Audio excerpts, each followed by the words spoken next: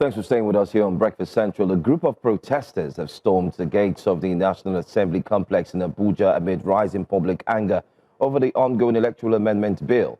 They are demanding that the bill explicitly include a clause mandating the electronic transmission of election results from polling units to the National Results Portal, saying such a move is critical to strengthening transparency and credibility in Nigeria's elections. The protesters say recent actions by lawmakers risk watered-down reforms that could undermine confidence in future polls, insisting that results must be transmitted in real time and without ambiguity in the law.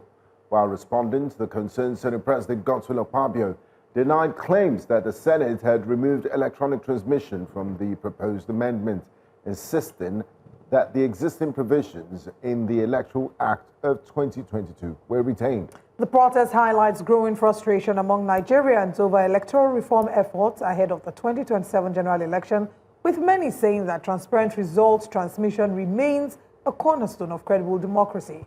To help us unpack these developments for what they could mean for Nigeria's democratic process, we're joined by Public Affairs Analyst Dayo Akintobi. Good morning and thank you for joining us. Good morning. Welcome to you in the studio. Good morning to you in the studio. Morning. Good morning, Nigeria. Good morning. Yes. All right, so we know exactly what triggered this protest, including the phrase transmission in real time. First, transmission, transfer. But let's get your general sense of why this is such a big deal, or maybe why you think it shouldn't be a big deal.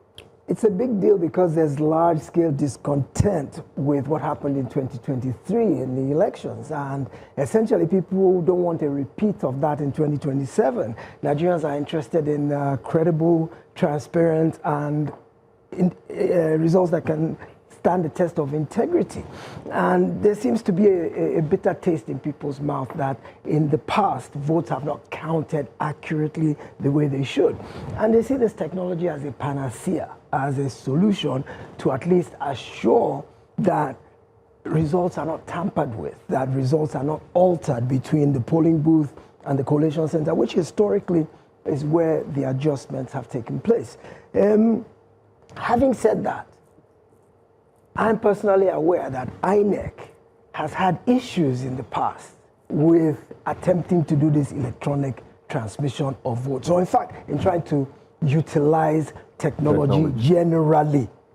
So for me, I think the solution, as opposed to the semantics of electoral reform, the real solution lies in bolstering our technology in such a way that by the time we are insisting on mandatory electronic transmission in real time, that INEC has the capacity to do that. I'm not sure that as things stand today, INEC can make that happen. So I think what we should have been looking at all this while is how do we fund INEC? Look, for example, I think as far back as 2022, Elon Musk's Starlink, which is a satellite-based internet provider, has been available in Nigeria. Expensive, yes, but available. With a satellite-based internet service, the most rural of rural areas can get network. You won't need cell phone towers. No, you don't need masts. Connects to space. Absolutely. So even riverine areas, rural areas, mountainous areas where connectivity and network signal have been challenging, if you deploy the right type of technology, we can make INEC able to do this. So I'm worried that we're putting the cart before the horse by insisting that this should be implemented now, when I know INEC doesn't have the technical ability to do it. Can't both run at the same time? They should. I don't think you should throw out the baby with the bathwater. I think these are just excuses, that the semantic gymnastics we've seen in terms of real-time transmission, transfer. I think that's just excuses, really. I think the wherewithal exists to do both at the same time. 2027 is a ways away. I think as part of INEC's budget or as part of the Ministry of Technology, what's that ministry Boso Tijani heads? Yeah. That ministry could undertake this to make sure, even if it's just for INEC's purposes, it might not be commercially viable at this time to make internet available, that expensive type satellite-based internet available everywhere. It might not be commercially viable, but for INEC's purposes, and I the think places they've identified as having network challenges. 7 states. Yes. There's 7 states. They can actually deploy that technology to those places to now make sure that there can be real-time transmission electronically of votes as we do, because it is important for Nigerians to have confidence in the process.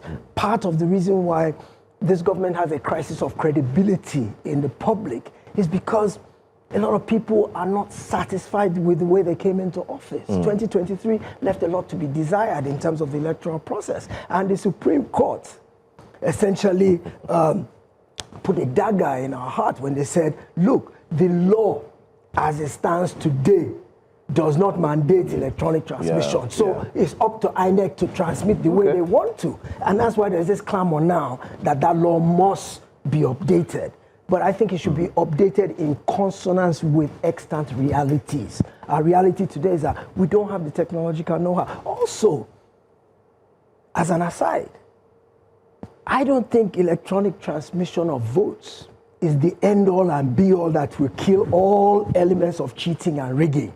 It will do some part to restrict, but those who will rig will still rig. In fact, there's an argument. And there's still vote buying too. Of course, there's vote buying. There's the issue of the judiciary. There's the security forces. There's beavers. There's so many other aspects where rigging can occur. This is just one. So as we're trying to plug this loophole, we should be looking at all the other areas. So don't give them expo. They might be watching. Join our correspondent who is in Abuja, by the way. Idong Joseph joins us from the Abuja studios.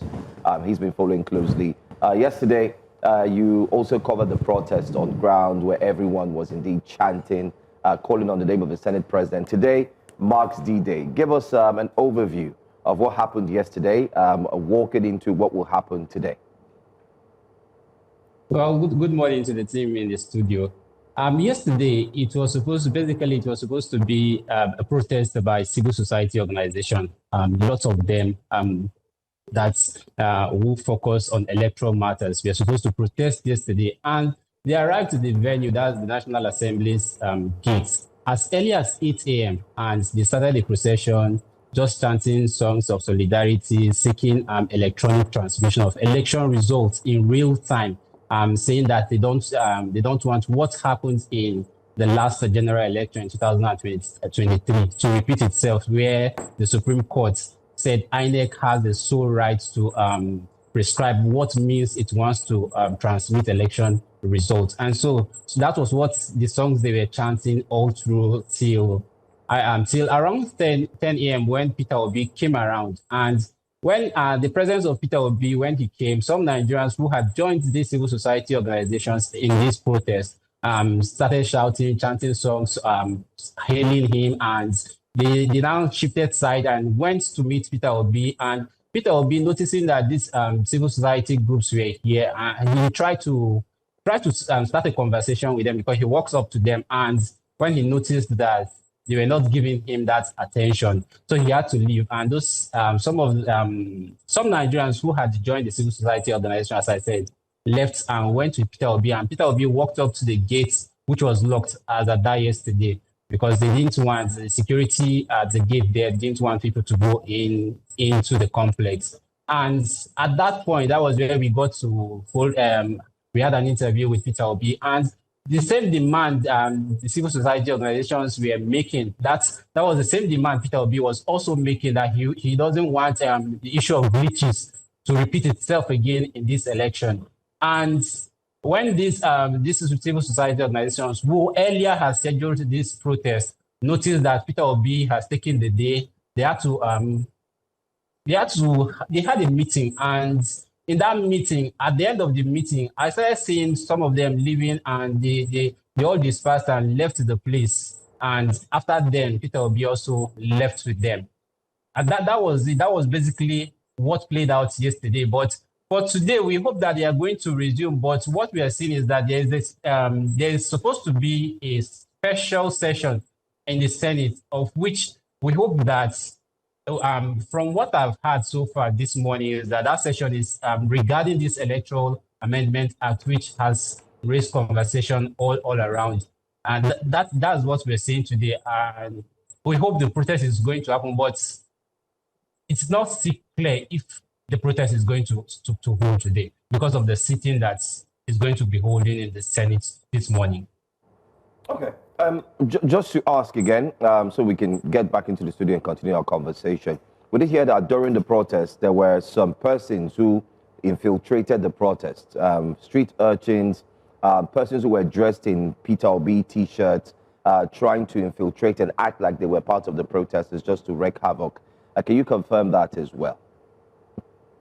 Well, from what I noticed yesterday, because the whole area, the National Assembly complex, the area there was filled with security operatives from the police, army, civil defense, and even immigration. A couple of them were there with their vans. So in terms of elements trying to infiltrate the protest, I didn't see any of that, but the only thing I can say is that when Peter Obi came, some Nigerians went and were on his side supporting him, and that was the only thing. But in terms of infiltrating it, I didn't see anything of such. And even if it was going to happen yesterday, there was enough security on ground to handle whatever situation was going to occur yesterday.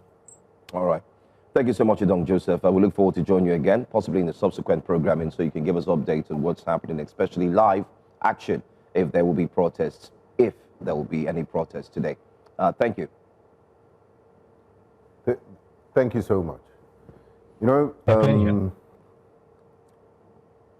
all right. I believe there will be protests because the fact that they are deliberating in the National Assembly complex does not mean people will be waiting for them outside until they see the result. And Peter Aka was on our sixth. He was also on our 6 o'clock news, the sixth report. There was a guest, and he did say they were going to protest today. It's just to keep them on their toes, and until you get the expectation you want from Nigerians. Now, back to you, Mr. Akintobi. You mentioned something about, and Senator Godswill Akpabio also mentioned this about the capacity of INEC to carry out real-time transmission of election results. And critics have said, look, it's your onus to pass the law. It's not for you to check whether INEC has capacity or not. INEC has not told you they can't do it. So the National Assembly and Senator Godswill Akpabio, was it an overreach for them to say that, you know, INEC doesn't have the capacity to do this? Well, they do have an obligation to make sure that the laws they pass are actionable, that they are realistic. Yes, they are realistic and they conform to today's realities, because it's pointless passing redundant laws that can't be implemented. So they do have some obligation, but I don't think it carries to the extent of them proscribing a law simply because of possible challenges. What you do is you address the challenges. You pass the law, you address the challenges to resolve whatever issues are at stake in a way that can... See, it's the outcome that matters. It's what we are seeking to achieve. What are we seeking to achieve here? We want credible, transparent elections that have integrity, that will pass muster with the people. And whatever steps are necessary to do that, an electronic transmission of results in real time has been identified as one of the ways that this can be achieved.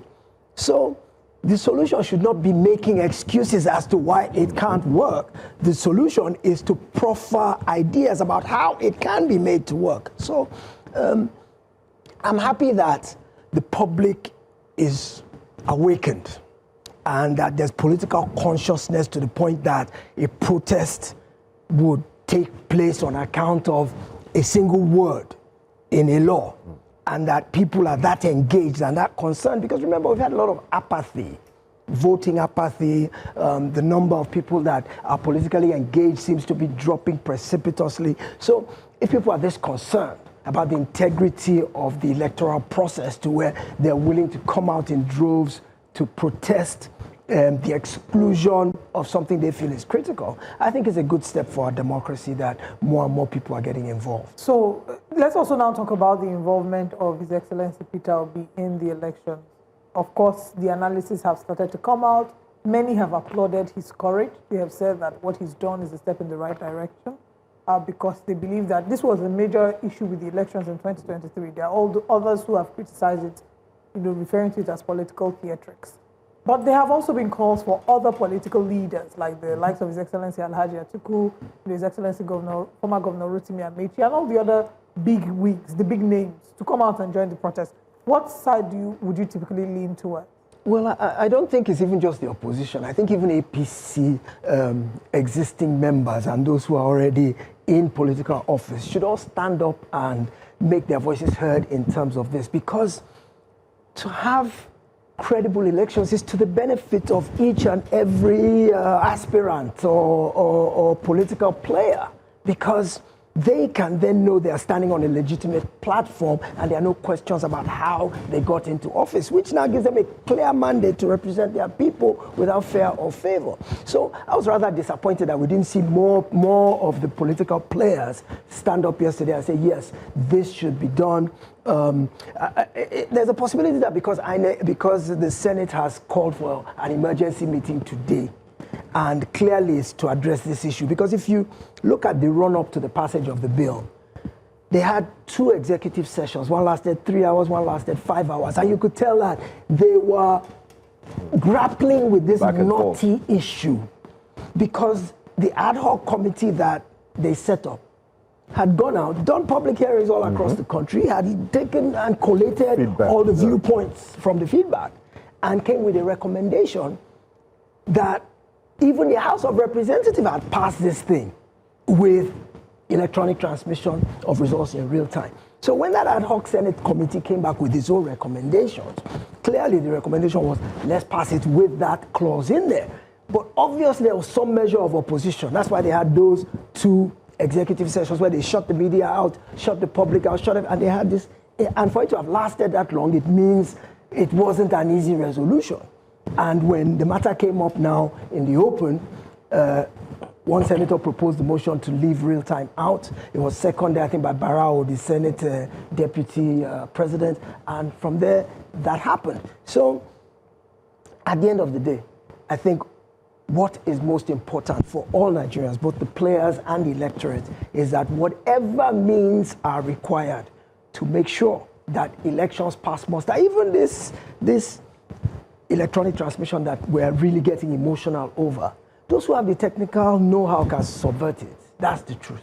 But it's not the only means by which elections can be rigged or can be manipulated. So let's not get overly carried away about this one single clause. I think there's a whole plethora of issues that need to be addressed to make our elections airtight, foolproof, and not vulnerable to manipulation. Is there any other outlet or any other concern that has more weight, that carries more weight and more ability to tilt the election or to present it as not credible than this provision in the electoral reform?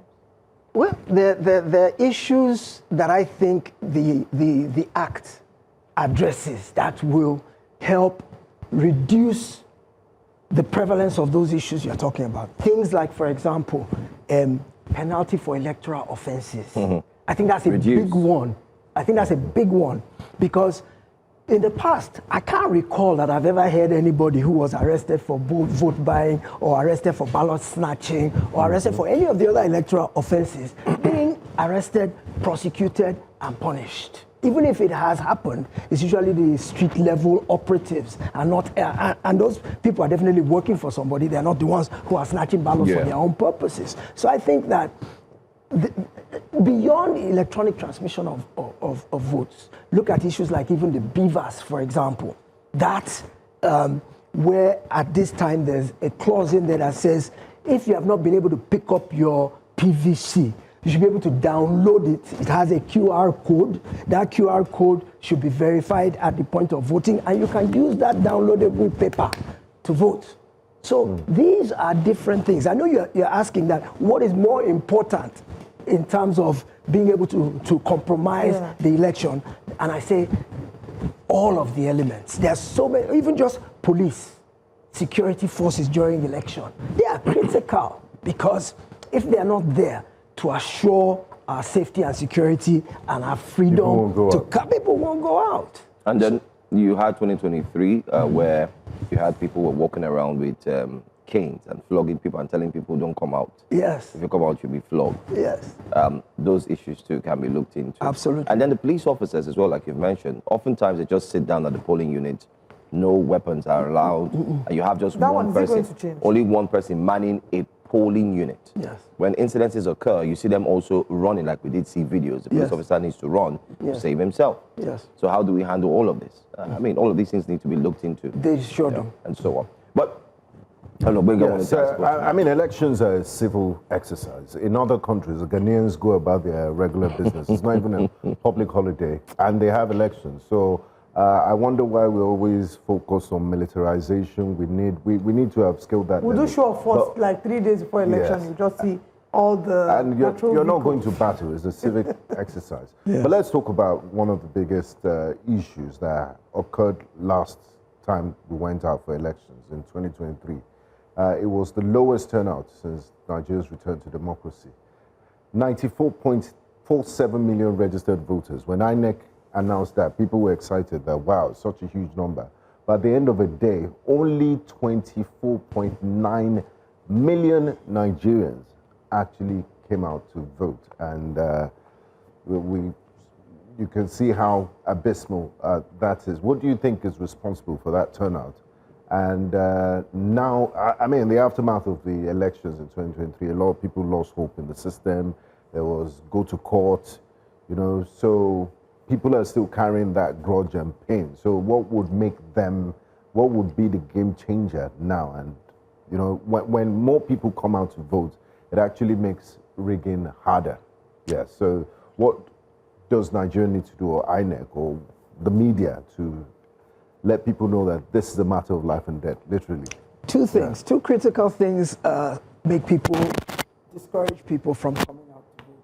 Number one is they believe the results are preordained already. Yeah, but God has seen everything. Nothing that's results are preordained.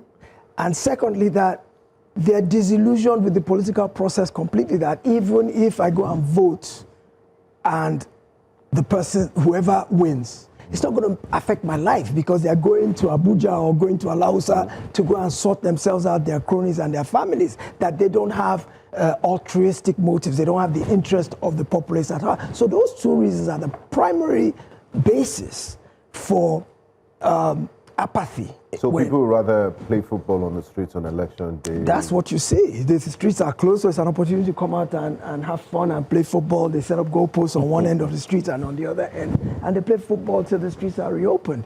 I always give an anecdotal evidence of a member of staff in our newspaper office who went to General Hospital with his ailing daughter and got there, and they didn't have drip, or they didn't have the injection he needed, and he had to go and start running around to try and find it locally. And of course, General Hospital is where he went because it's income-based. So his income was this. He could go to General Hospital and afford to pay. But when he got there, they didn't have the medicine he needed. And when he got back to the office, he was complaining bitterly. And I asked him, I said, how did you vote in the last election?